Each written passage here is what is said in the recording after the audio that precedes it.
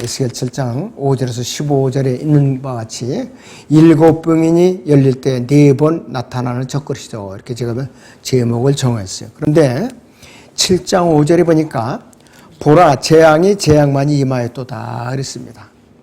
이것은 큰 환난 기간 동안에, 대환난 기간 동안에 임하게 될 재앙들이 한두 가지가 아니라 이것이요. 7인봉, 7나팔, 그 다음에 7호리병, 뭐 이렇게 7으로 시작이 되죠. 7으로. 보통 재앙이. 첫째 봉인이 열리면서 적그리스도가 활을 갖고 나타났고, 둘째 봉인이 열리면서 전쟁이 일어났고, 셋째 봉인이 열리면서 기근이 일어나고, 넷째 봉인이 열리면서 지옥문이 열리고 있다. 이것이 사망과 지옥이 오고 있어요. 자, 그래서 이 첫째 나팔부터 7째 나팔과 또 첫째 호리병부터 7째 호리병까지 큰 지진과 진노의 포도주 잔, 그리고 모든 섬이 사라지고 산들도 보이지 않는 엄청난 재앙이 따르고 있어요. 요한계시록 9장 20절에서 21절을 보죠.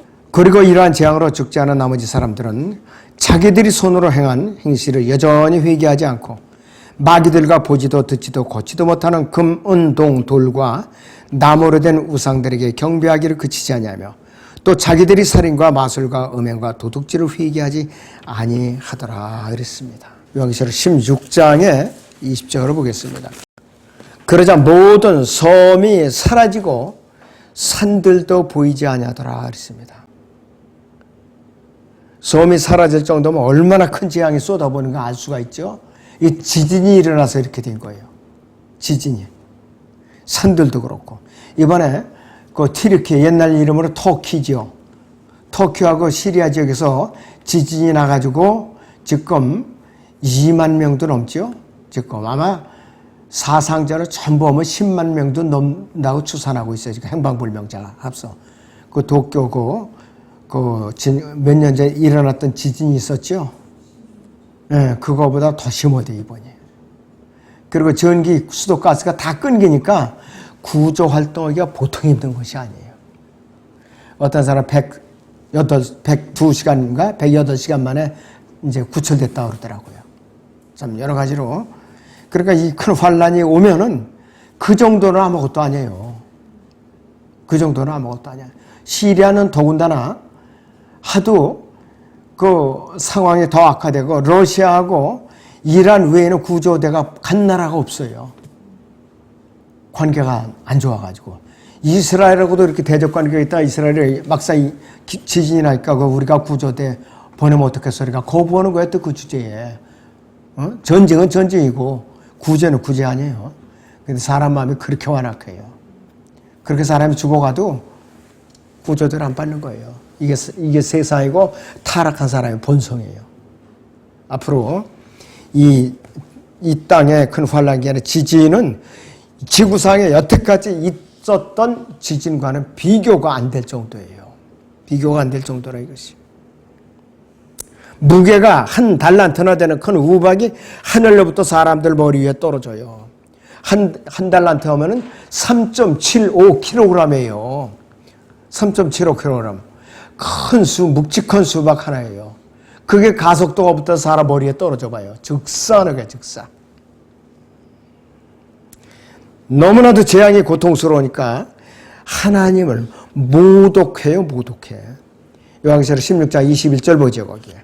또 무게가 각기 한 달란트나 되는 큰 우박이 하늘로부터 사람들 위에 떨어졌는데 사람들은 그 우박의 재앙 때문에 하나님을 모독하니 이는 그 재앙이 심히 크기 때문이라고 했어요. 심히 크다고. 이 지경이 되는데 사람들이 회개하지 않아. 하나님께 돌이키지 않아요. 그러니까 이렇게 멸망을 당하는 것이에요. 얼마나 재앙이 심한가. 이 요한계시록 6장을 보죠. 12절부터 보세요. 또 내가 보니 어린 양이 6째 봉인을 였을 때 보라 큰 지진이 나며 해가 머리털로 짠 천같이 검어지고 달은 빛처럼 되었으며 하늘의 별들이 마치 무화과 나무가 강한 바람에 흔들려 설익은 무화과가 떨어지듯이 땅에 떨어지며 하늘은 두루마리같이 말려서 쓸려가고 모든 산과 섬도 각기 제자리에서 옮겨졌으니 땅의 왕들과 위대한 자들과 부자들과 대장들과 힘 있는 자들과 모든 종과 모든 자유인이 각자 토굴과 산들이 바위 틈에 숨어서 산들과 바위들에게 말하기를 우리 위에 떨어져서 보좌에 앉으신 분의 얼굴과 어린 양의 진노에서 우리를 숨기라. 이는 그분의 진노의 큰 날이 임하였으니 누가 감히 설 수 있으리요 하더라 이랬습니다. 아주 고통의 극치를 이루는 장면이에요. 에스겔 7장 5절을 다시 봅니다. 주 하나님이 이같이 말하노라. 보라 재앙이 재앙만이 임하였도다 그랬습니다. 여기서는 재앙들이라고 그러지 않고 단수로 기록되어 있죠. 단수로. 복수형이 아니라 영어로 표현하면 only evil이라고 그랬어요. 단수형으로 기록되어 있어요.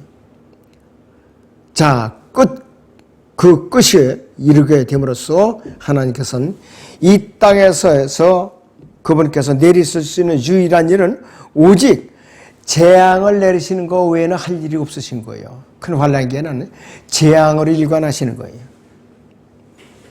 큰 환난기에는 그래서 끝까지 견디는 자. 이것은 마태복음 4장 13절에 끝까지 견디는 자죠.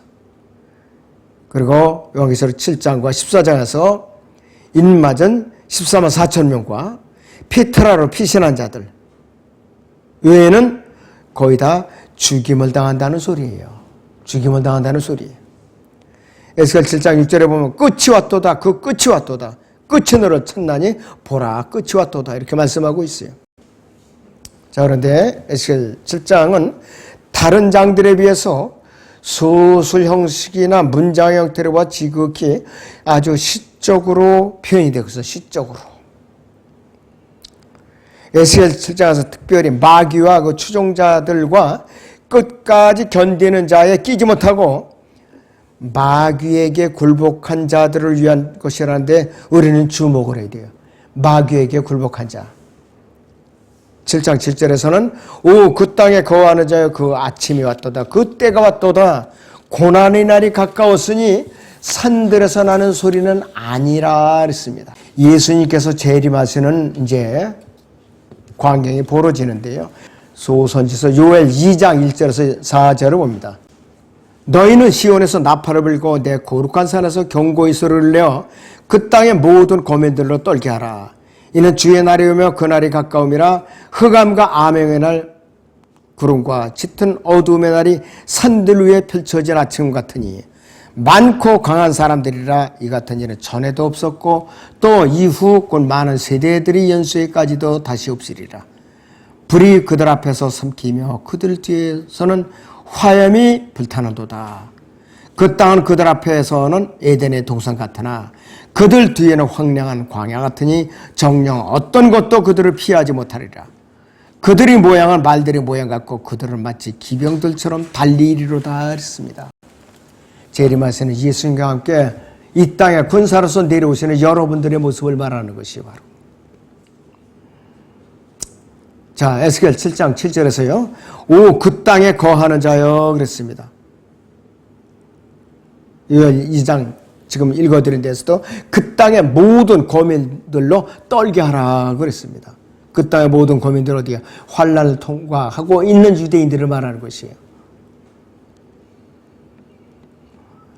그 아침이 내게 왔도다 그랬는데 흑암과 암영의 날이고 구름과 짙은 어두움의 날이 산들 위에 펼쳐진 아침으로 대꾸를 이루고 있는데 산들에서 나는 소리는 아니라 그랬는데 산들 위에 펼쳐진 같은이라고 그랬어요.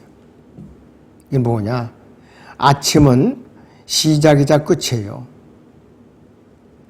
그래서 흑암과 암영의 날 구름과 짙은 어두움의 날의 끝은 언제나 아침을 말하는 것이에요. 계시록 2장 28절이나 22장 16절에 있는 대로 예수 그리스도를 의미하는 새벽별이 나타나고 얼굴은 해처럼 빛나고 그 옷은 빛처럼 흰 그분께서 이 땅에 재림하시면 아침이 된다. 지상왕국이 시작된다는 뜻이에요. 그래서 이 어두움과 밝음의 분수령이 아침이에요. 아침. 아침은 끝이고 또 시작인데 아침은 예수 그리스도의 재림을 말하고 이 세상을 아예 끝내시기 위해서 오셔요. 아마겟돈 전쟁을 통해서 원수들을 다 짓밟아버리고 이 땅에 그분의 왕국을 세우셔서 새로운 세대가 시작되는 것을 말하는 것이에요. 지상왕국이 시작된다 이것이에요. 자, 그래서 예레미야 30장 7절에서는 오죽하면은 슬프도다 그날이 크므로 어떤 때도 그와 같지 않나니 그랬어요. 그날은 야곱의 고난의 때라 그랬습니다. 그러나 그는 그 고난에서 구원을 받으리라 이렇게 울부짖고 있죠. 피할 수 없어요. 유대인들은 큰 환난을 피할 재간이 없어요.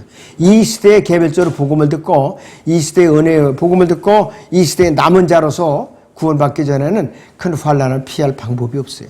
그래서 이 하나님의 진노의 심판이 이제 시작될 거로 가르치는데 하나님의 심판은 어느 경우에나 행위에 따라 보응하는 형식으로 해요. 행위에 따라서. 큰 환난도 행위에 대한 보응의 심판이에요. 이스라엘은 가증한 일로 하나님을 대적했죠. 계속해서 우상을 숭배해왔기 때문에. 그래서 하나님께서도 가증한 일로 네게 보응하리라 이렇게 응답하시는 거예요. 가증한 일로. 유대인들이 바빌론 포로로 잡혀갔을 때에도 본토에 남아있던 사람들이 가증스럽게 우상을 섬긴 것을 우리가 알 수가 있다 이거예요. 가증스러운 것을. 그런데 지금도 여전히 이 사람들은 예수 그리스도를 민족적으로 거부하고 있어요. 민족적으로. 참으로 기가 막힌 일이에요. 민족적으로 거부하고 있어요. 그들은 포로 기간에도 그 전에 바빌론 포로 기간에도 불구하고 이스라엘 유다 본토에 남아있던 자들도 너무나도 가증하게 우상을 숭배하고 있었어요. 에스겔 8장 13절에서 16절을 봅니다. 그가 또 내게 말씀하시기를 너는 다시 돌아서라 그리하면 너는 그들이 행한 더 큰 가증함들을 보리라 하시더라. 그때 그가 나를 북쪽을 향한 주의 집의 대문의 입구로 데려오시더라. 보라 거기 안에 여인들이 탐무술을 위하여 울며 앉아 있더라 했습니다. 탐무술은 바알이에요. 바알. 그러자 그가 내게 말씀하시오. 오 인자야 네가 이것을 보았느냐. 너는 다시 돌아서라 그리하면 너는 이것들보다 더 큰 가증함들을 보리라 하시더라. 또 그가 나를 주의 집의 안뜰로 데려오시더라. 보라 주의 성전의 문에 곧 현관과 제단 사이에 약 25명이 있는데 그들의 등은 주의 성전을 향하고 그들이 얼굴은 동쪽을 향하였으니 그들이 동쪽을 향하여 태양을 경배하더라 그랬어요. 이들은 일반 백성이 아니에요. 제사장들이에요. 제사장들. 기가 막힌 일이에요. 그러니까 하나님께 진노하실 수밖에 없었던 거예요. 다시 에스겔 7장 10절을 돌아와 보면 이런 말씀을 하고 있죠. 그날을 보라 보라 그날이 왔도다 그랬습니다. 여기서 이 그날은 큰 환난 기간을 말하고 있는 것이요. 예언적으로는 야곱의 고난의 때인 큰 환난 때인 것이요.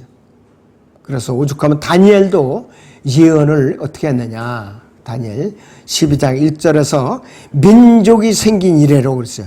민족이 생긴 이래로 그때까지 결코 없었던 고난의 때라고 그랬어요. 에스겔 7장 10절을 다시 봅니다. 그 날을 보라 그 날이 왔도다 아침에 지나갔어요. 막대기는 꽃 피었고 교만이 싹토토다 그랬어요. 고만이 싹토토다 그랬습니다. 에스겔 7장 1절에서는 여기서 죄악의 막대기라고 소개되고 있어요. 자, 그래서 이 큰 환난 기간에 접어들면서 이 교만의 막대기가요. 꽃을 피고 교만이 본격적으로 고개를 들게 되는데 이 구절에서 막대기는 마귀를 의미하는 적그리스도예요. 바로 적그리스도 꽃핀다는 것이. 민수기 17장에서는 아론의 막대기가 나오는데 민수기 17장 아론의 막대기는 예수 그리스도를 예표하는데 막대기는 기본적으로 죽은 나무예요. 생명이 없는 거. 그런데 아론은 이 죽은 막대기에 우미 돋고 싹이 나서 꽃이 피고 열매까지 열리는 모습이 나와요. 다른 지파 사람들이 갖고 온 지팡이는 싹이 돋질 않죠. 이 아론의 지파에서 싹이 나고 잎이 나고 열매까지 맺는 것을 알 수가 있습니다. 자, 그런데 이사야 10장 5절을 보죠. 나의 진노의 막대기인 오 아시리아나 그들이 손에 있는 몽둥이는 나의 분노라 그랬습니다. 여기서 진노의 막대기라고 그랬는데 마귀를 예표하는데 이 막대기는 몽둥이와 함께 사람을 후려치는 도구예요. 그래서 이사야 10장에서는 이 막대기는 이사야 10장에 나오는 막대기는 적그리스도의 예표입니다. 예레미야 51장 19절에서 23절을 보죠.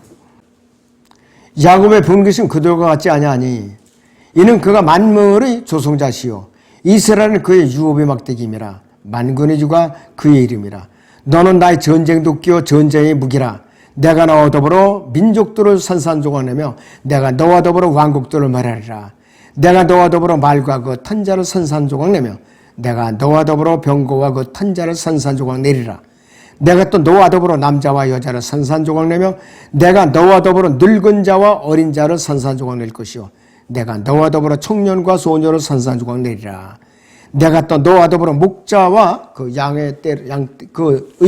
양떼를 산산조각내며 내가 너와 더불어 농부와 그의 소의 멍에를 산산조각낼 것이요 내가 너와 더불어 대장들과 치리자들을 산산조각내리라 했어요. 산산조각내리라 산산조각내리라 이렇게 강조를 하고 있어요. 그래서 이 예레미야 51장의 산산조각내는 막대기는 전쟁의 도끼요 전쟁의 무기라고 그랬어요. 그래서 이 막대기는 남녀노소 할 것 없이 닥치는 대로 많은 사람들은 인정사정 없이 후려치면서 살해하는 도구인 것이 이것이.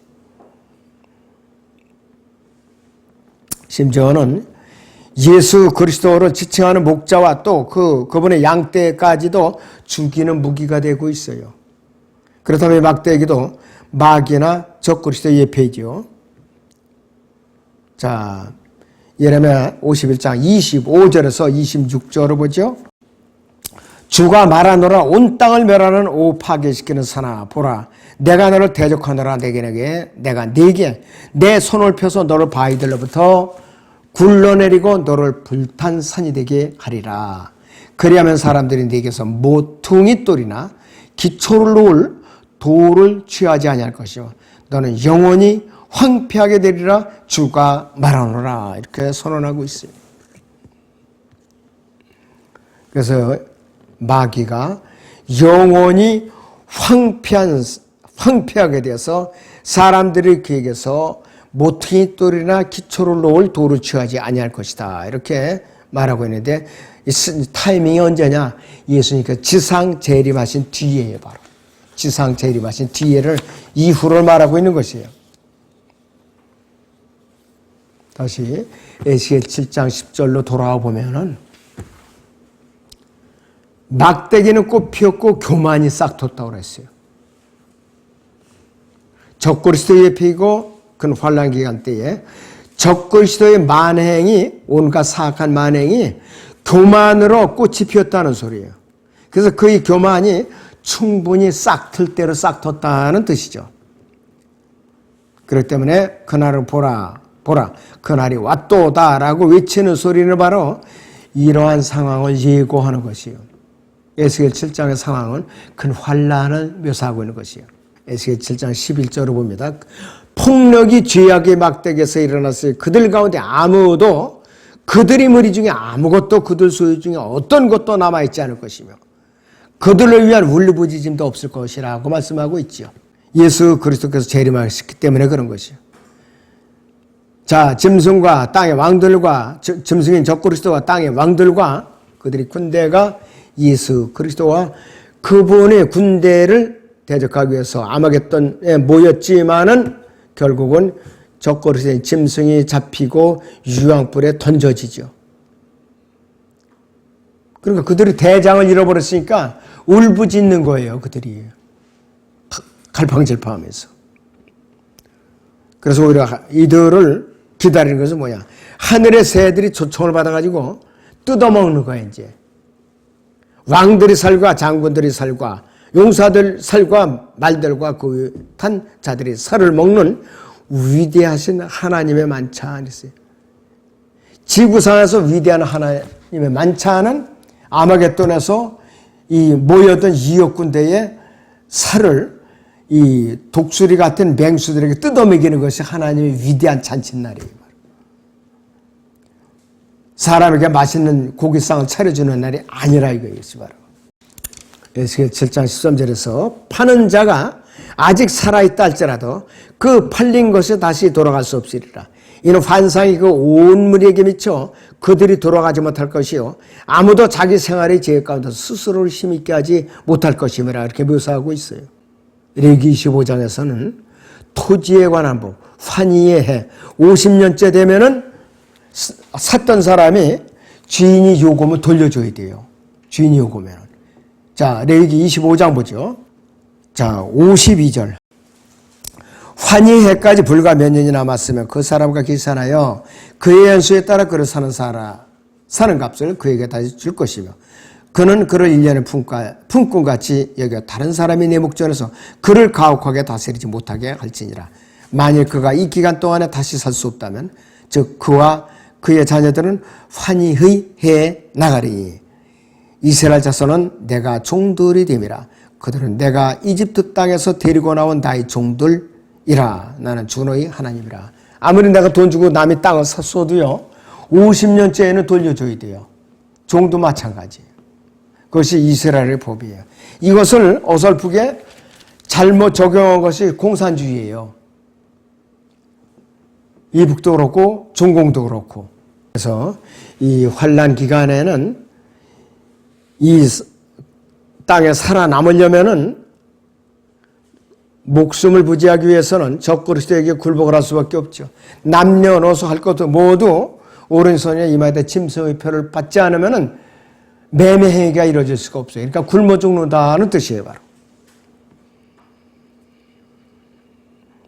교회 성도들은 이미 환란 직전에 셋째 하늘로 올라가서 그리스도의 심판석에 서서 낱낱이 행위 심판을 받고 있을 것이에요.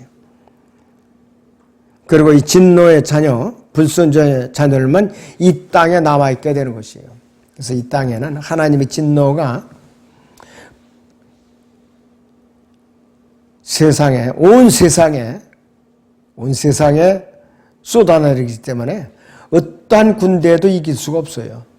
그래서 신실과 진실을 또 하나님의 말씀이라고 불리는 분께서 많은 왕관들을 쓰고 흰말을 타고 재림하시는데 과연 누가 그분을 대적할 수가 있는가? 아무도 대적할 수가 없어요. 사탄도 대적을 할 수가 없어요.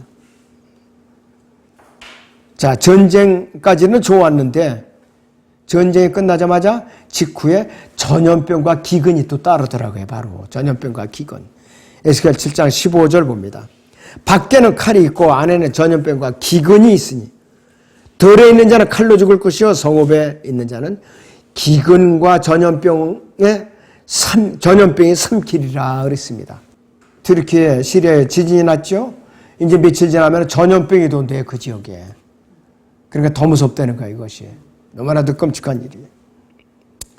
요한계시록 6장에 보면 어린 양이 7 봉인을 하나씩 차례로 열면서 재앙을 가진 적그리스도가 4번 나타나죠. 서두에도 제가 말씀드렸지만은 다시 강조해 드립니다. 첫 번째 봉인이 열리면서 활을 든 적그리스도가 흰말을 타고 나타나서 정복하기 시작한다. 즉 전쟁을 일으킨다는 뜻이에요. 둘째 봉인이 열리면서 적그리스도가 땅에서 평화를 제거하는 권세를 갖고 손에는 큰 칼을 든 채 붉은 말을 갖고 나타난다. 뭐냐? 공산주의가 막판에 판을 치는 거예요. 러시아가 이스라엘을 침공한다 이 뜻이에요.